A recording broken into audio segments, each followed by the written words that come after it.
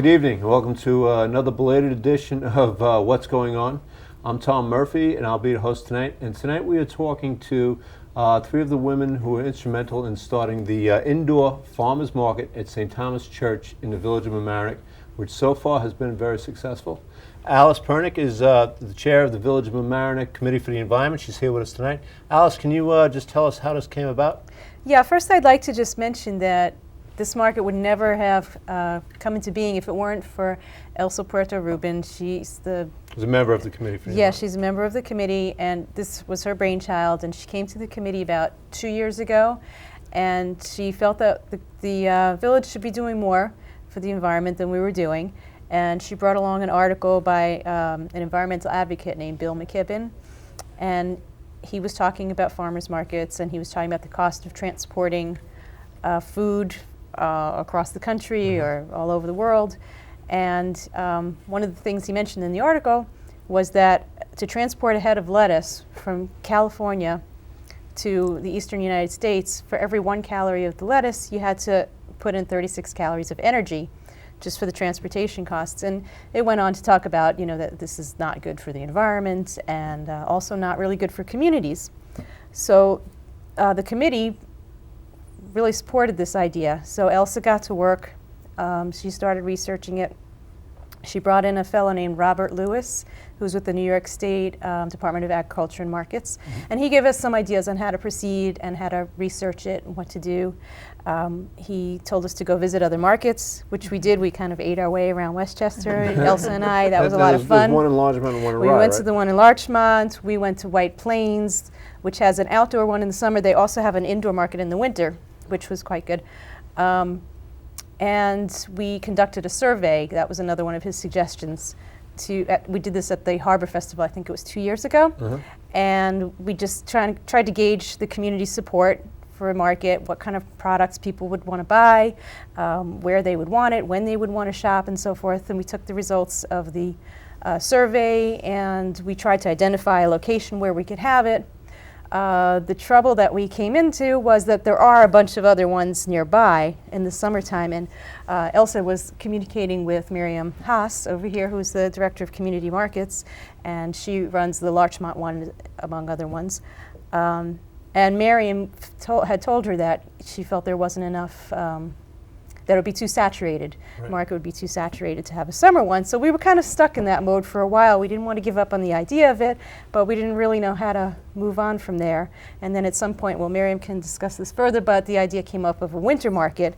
And we wanted to really jump on that because we felt that if Mamaroneck didn't come up with a location for it, that it would go somewhere else. So we were looking down at the harbor for a while, and that didn't work out for a number of reasons. It wasn't really a good space for it. The rooms were too small, and the flooring wasn't quite right, and so on.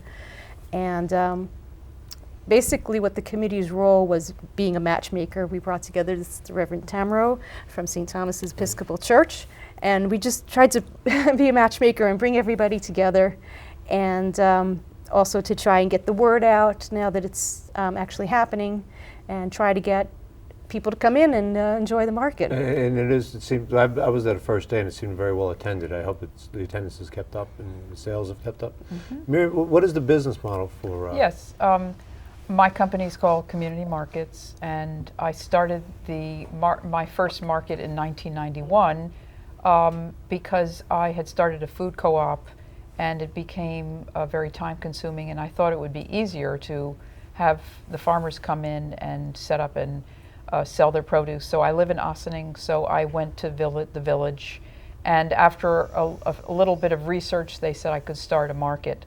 And I just did the market with just 2 farmers. And after a few years, I began looking for other sites that might be interested in doing markets. And then finally, other communities would call me and ask if I could start a market for them. So I began starting markets all over Westchester, and would look at a map and determine where I thought people would really be interested in shopping for produce and farm products. So I started one in Brewster, and then I started one in Nyack, and then I started one in Hastings and Pleasantville, Tarrytown. They all followed a few years apart. Then we started one in Larchmont, and then we did one in Rye. And so when the environmental committee called me, from our experience, we know how far people will travel, and to set up an outdoor market in Mamaroneck would have been difficult with one a mile away. Right. Because then they start, You'd be competing against yourself. Yes, you do.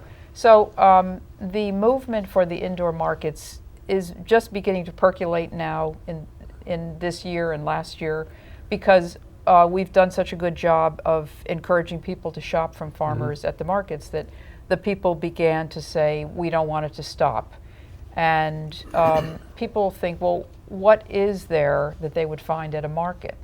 And the misconception is it's just potatoes and onions. And the farmers are beginning to go back to some of the old ways where farmers used to store their crops in root cellars, and they're also beginning to use greenhouses and grow green things like lettuce and pea shoots and bok choy. And so you can get fresh vegetables even when, without them being imported, because they have hot houses, right. greenhouses. It's a new thing, and so most of the things you'll see, you'll find winter squash that's stored, potatoes, onions, lettuce, carrots. And they also had meat. Meat. There's meat and cheese. Local wines. Right, local wines. I was very impressed with that. Right. And breads that were... Breads, pastry, pickles is a big hit. Yeah, so there's a lot of variety of pickles. I didn't know there were that many Dr. pickles in Pickle. this world. Yes. Pickles are very popular, and we have cheese every week from a dairy that Local makes... farmers. Yeah. That's terrific. Reverend Tammearu is from the St. Thomas Church, and I just want to point out that whenever there is a need in the community, more often than not, St. Thomas will fill that need, whether they are the home to Keeps, they're the home to the Hispanic Resource Center, and now they are the home to the Farmers Market. How did you get brought into this mix? I was asked. I mean, it was that simple. But it's also the mindset at St. Thomas is to try to be as much a community center as we possibly can be. We were the first church established in the village of Mamaroneck. Oh, really? Yeah, we were a mission of Christ Church Rye. I don't usually let that out too often, but we were established at the end of the 1700s as a mission from Christ Church Rye. Then we became incorporated ourselves as an independent parish in 1816, something like that, 1820. And we've just always been an anchor for the community, and we have that wonderful space. Yeah, it is a wonderful building. You have a wonderful space. We've used it for a shelter. We've used it, during the floods. We use it as to convene all the various agencies who were working with flood victims. I just don't like empty church buildings. I don't think that's a good thing. No, it's not good. And right, and downstairs is the... Hispanic Resource Center is downstairs. Our thrift shop is downstairs, which shop. is a ministry and a mission all to itself. And we have the Sound of Kids every day in the building we Keeps. Just let me hit on the thrift shop, because I don't think a lot of people really... how does the thrift shop work? When is it open? And you're going to put me on the spot. Well, no, not it's you, I was open. gonna say. It's open on Wednesdays from 10 to 1, and Saturdays. I'm sorry. It's open on Wednesdays from 11 to 3. Right. Saturdays from 10 to 1. And then we also open it during the once a month community dinners that we have in case people want to go downstairs. It's a minimal charge for really good stuff, including small kitchenware and stuff like that. But if someone comes and says, They need help. we need help, they get help. Good. That's the way it works Great. at St. Thomas. It always has. Thank you. So what has how have you gone about marketing this and letting the community know, other than with us tonight? Well, we've done some, and Community Markets has done some. We put up some signs down by the harbor, and there's one near the post office. There's now a signpost there that the DPW put up for us, which is going to be changeable signs. Right now we've got the market up there, but it will also remind people about recycling issues. Oh, so you finally got the changeable. Yes, we did. That's been, we've been waiting for a while for that one. Okay, good. But it happened. There you go. And, government moves slowly, doesn't it? But it happens. It happened. That's the important thing. Oh, good. I'm glad. Yeah, so it's got all the information, the dates and the times and so forth. There's going to be some information about it going out in the Voice of the Village, which should be coming out maybe, I think, in February. Yes. And we're coming on here, and Miriam's got flyers that we've been trying to put up. And we have this great flyer which says Indoor Farmers Market in Mamaroneck. Our tagline is the farm comes to you, and now we say in winter too. We're there every Saturday from 8:30 to 1. We added an hour because it was so popular. It used to be 8:30 to 12, and now we're 8:30 to 1. We only have one day, February 28th, when there will be no market because the church needs the hall. Okay. But we're there until the end of May. Wow. So you really found a niche here. Right. To serve the community and also to do a little business. And interestingly enough, a few days ago I got a call from a fruit and vegetable growers, and they're from Michigan. And they heard about the indoor market, so I did an interview for their newsletter. And so I'm getting calls now because it's coming out to be an important addition to the community. How does it work with you? I mean, you facilitate, you get the vendors, and right. Is it the same people who are in Ossining, or is it? There are a certain number of people who do markets, direct marketing. Not all farmers do direct marketing. Many of them just do wholesale. But the ones, these are really pretty small farmers, and this really is a big, the summer markets are very important for them to stay afloat, and now the winter markets is helping their cash flow. So we organize the different markets, and sometimes you'll find similar vendors that you will see in Larchmont or Rye. And those people in Larchmont are now coming to Mamaroneck, and I think it'll be a benefit to your community. One of the bakers said that 95% of his shoppers were Larchmont people. So the bread was great. I bought a loaf of bread. I know. Now, can somebody try and explain for the audience? I mean, I've read about it, but I'm sure you folks know better. The ecological benefits of buying locally. I mean, how does that work? I mean, you have less transportation costs. It's basically less transportation costs. The farmers who are growing are coming from a shorter distance, traveling less. The other benefit is that the produce is fresher, less because less preserved, and it when they come to the farmers market, if they're coming on a Saturday or a Sunday, they're going to be picking it the day before. So if you're getting something like corn in the summer, it's the freshest that you would get in the supermarket. Okay. I would add that there's also a lot less packaging. Right. Okay. Right. That's true. Which also saves on landfill, and it saves on the petroleum used in packaging products. Right. And we also encourage people to bring, canvas shopping bags, and we have shopping bags if somebody wants one. And the farmers, the thing about the market that's fun is that there's an interaction between the farmer and the person buying, and you can ask all sorts of questions, and also learn about seasonality, like when things will be coming in, how many weeks until a certain crop, and you learn that tomatoes, it's better to wait until August for a tomato because the taste is better when they're done, grown outside. But some of the farmers are now actually growing tomatoes in hothouses, so the flavor's improving. Yeah. Tom, I would add another benefit for the environment is that it preserves local open spaces, open farmland. If you're supporting the local farmers, that's good for the environment, because if they go under, you're going to get a strip mall, or you're going to get a housing development, and it keeps the land open. Right. Levittown used to be potato farms. Right. Is that right? Yeah. It was a potato farm that this guy bought, and he built housing after World War II. Sure did. Yeah. We live with the consequences to this day. The LIE.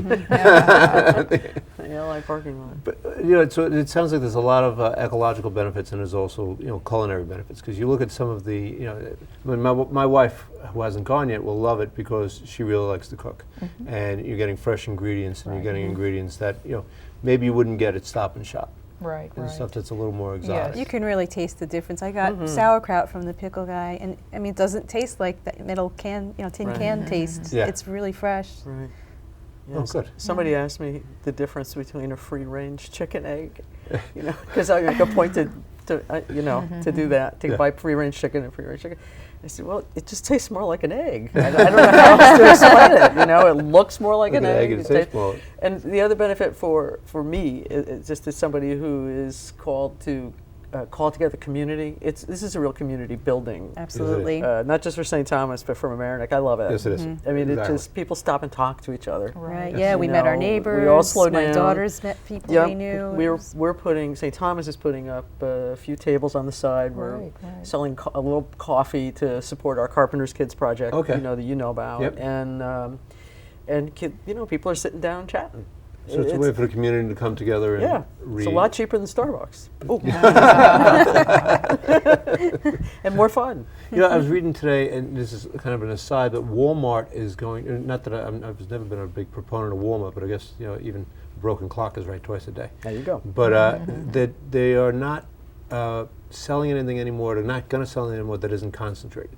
Like concentrated laundry detergent, like concentrated down on water. Windex and To stuff save like on that. water, I To mean, save yeah. on water and the shipping packaging. costs. If Windex is 90% water, and now you're transporting water from one side of the country Right. to the other side of the country. So now they're just going to sell you to concentrate. You add the water in your house, and you're done. I mean, it seems like simple things like that are going to That's be big. instrumental, Yeah. hopefully, in saving the environment for our children. Yeah, and they only sell energy-efficient bulbs anymore. They made a corporate decision, Yes. to do that as well. Now all we got to do is pay their employees, and Well, we'll be fine. it starts in one place. Yep. Yes, that's right. Yeah. So we're moving Walmart up the ladder. There you go. So what else would you like to tell me about what's going on in the Committee for the Environment? Or Yeah, there are a few things that we've been working on. One is I would like to remind people about the leaf blower ban, the seasonal ban that's going to come into effect in the spring. It's from May 15th to September 30th.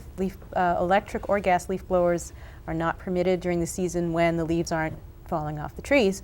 So I just want to remind people to remind your gardeners if you have them, and there is a fine for violating the ban, so we don't want anybody to get fined, and we just want to try to get the word out to people that the ban is going to start up this spring. and just let me point out, we will be enforcing that law, as you said. It's just not a law for something on the books. So we take it seriously. And part of people have asked me, why are you doing electric blowers? And I just want to point out that part of the problem isn't just the emissions from the gas; it's the particulate matter That's that the correct. blowers blow up into the air. Right, it's the air quality issue. And there's going to be some more information coming out about that also in the Voice of the Village to educate people on that. And what we'd like to see people do with their grass clippings instead of blowing them around from here to there is to just leave them on the lawn. They're really good for the grass. They're a good fertilizer. It cuts down on the need to put more fertilizer on there, so it saves you money. It's good for the environment. It's better than the chemical fertilizers that can get into our watershed. So leave the grass clippings on the grass. I was so ahead of the curve on that. my wife was after me for years to rake them up, and I said, no, that's good. You leave them there, it's good for the grass. And it was really, truthfully, out of laziness. And it ended up I was doing the environmentally right thing. There you So, go. There you go. You don't have to tell us it's laziness. I got to We'll be never honest. know. The camera never lies. Right. So, and the other thing we'd also like to really encourage people to do is to do more composting, to try your hand at composting. We had some issues about bagging the leaves in the fall, and Yeah, that didn't go well. that didn't go over. Yeah. So what we'd like to encourage instead is for people to compost the leaves on their property. I have a small yard, but I have one small little composter, and all my leaves went in there. I didn't put anything out on the curb this season. And that's, it's good for everybody. Really? Because It fit all your leaves? well, I have a small yard. I mean, if you have a bigger yard, you might need another Okay. composter or a bigger one. But, Now, do you it throw saves your- taxpayer money, and does, 'cause- the compost is great for your yard. It's all, again, another win-win type of situation. Exactly, because when we pick up those leaves or your garbage, we have to pay per ton. It's called the tipping fee. Right. Right. And we have to pay per Right. ton to dump that somewhere. And That's I think leaves are like $18 a ton. And there are a lot of leaves in the village of Mamaroneck, and it starts adding up. So you're right, the more people that could do that. Did you throw your household like coffee grinds Yes, I and do. eggshells and everything like that in there? I do. But that's not nearly as much as the leaves are. Oh, yeah, the leaves are- comprise the bulk of it. Yeah. So what else? We want to remind people that the village is recycling cell phones and cartridges, inkjet and laser cartridges. If you want to bring them into the village hall at the regatta. Right, in boxes there. Right, because it is illegal in Westchester County to throw your cell phones out in the trash. So you've got to find some place to recycle them, and the village does accept them. And I also just wanted to let people know about some of the initiatives that the village is taking to be more responsible. The firehouse has now finally started recycling. Yes, So indeed. I just want to send out a thank you to Chief Chris Szymanski and to Simonowski. Simonowski. I Chris was Simonowski. going to get it wrong. Sorry. Anyway, and to Village Manager Lenny Vrastro, who worked together and worked with the committee, and those guys are recycling now, so we're really And they were happy glad to do hear it, that. actually. Yes, they were. They were very cooperative. I just want to point out, this is Lenny, today's January 30th, and this is Lenny This is his Verastro's last day. last His day last day. as Wow. village manager. And we just want to wish Lenny well in his future endeavors, and he's going to be spending a lot of time with his grandchildren. That's great. Grandchild. Yeah. Anything else? The village is about to start an energy audit, and that's going to give us some ideas about where we can become more energy efficient. Also, the trustees have approved funds to convert one of our garbage trucks to run on vegetable oil. Yes. So these are all good things, and the committee's been working on, and all designed to help the environment, save taxpayers' money, and like I said, win-win situation And for I everybody. just want to point out, almost all of these things came from the initiative of the Committee for the Environment.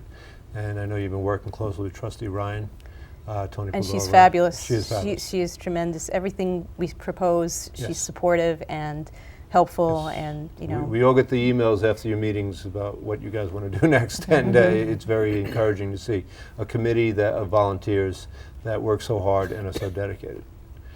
Ladies, is It's a there great anything else you group. want to wrap up about your program? Well, we just want people to come out and give the market a try, and maybe begin to go back into the kitchen and start cooking again, because that's very healthy, Yes. and it improves everyone's outlook if they're eating better. Yes, this is true. So this is a great place to give it a try. It Come is, out and it's tomorrow fun. It's fun. or Saturday. Yes. Yes.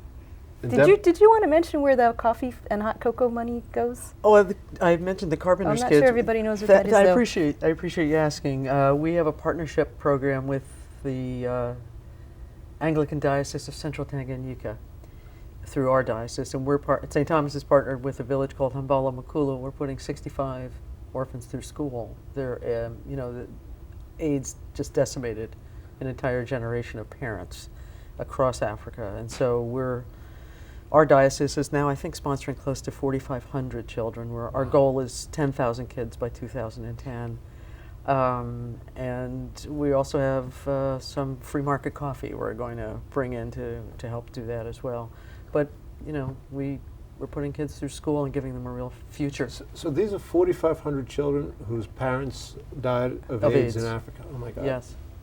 And in many of the dialects, when you go off into the villages, there's not even a word for orphan. The word that is often used in dialect is trash.